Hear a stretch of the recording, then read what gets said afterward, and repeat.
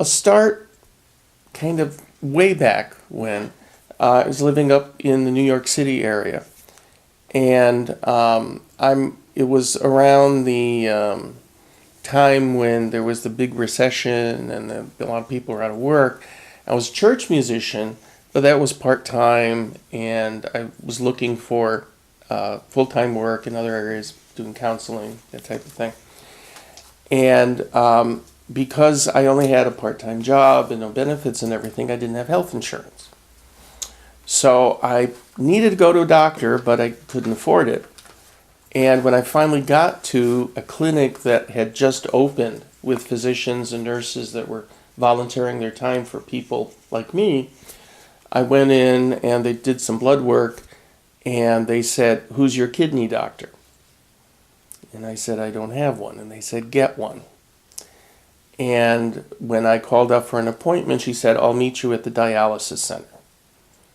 So in that time when I needed health insurance and didn't have it and didn't get to the doctors, my kidneys basically failed. And I ended up having problems with my blood vessels and having to have a leg amputated. And when after the leg was amputated and I went into rehab, just before I finished rehab, one evening I started bleeding. And I spent the next 3.5 years in a nursing home. The near-death experience just basically totally weakened my body. And after about 3.5 years of that, I was better. I figured I could live on my own because of the circumstances up there and wanting to be near family, whatever. I came to Alabama, where I have family here in Decatur and in Coleman and in Birmingham.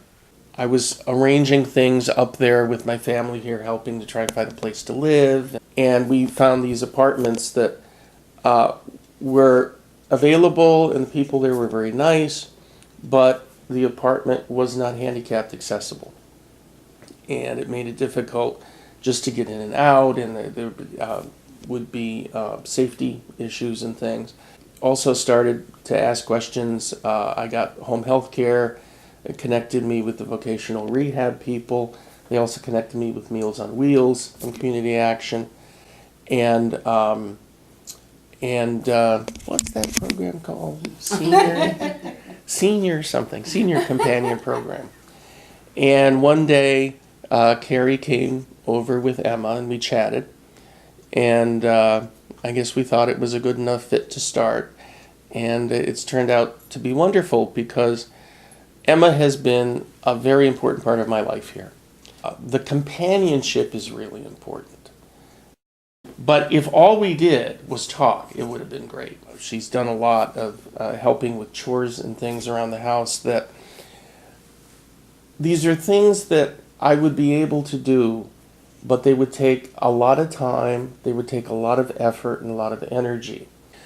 In addition to that, Emma, we've gone to doctor's appointments, to grocery stores, to other things. Being a new person in town and not knowing the area, Emma was invaluable in just information about the place. I heard a rabbi say once that the word blessing in the Old Testament, in the Hebrew, means, or one meaning is more life. And just as that nurse said to me, what Emma has provided for me is a great blessing, more life.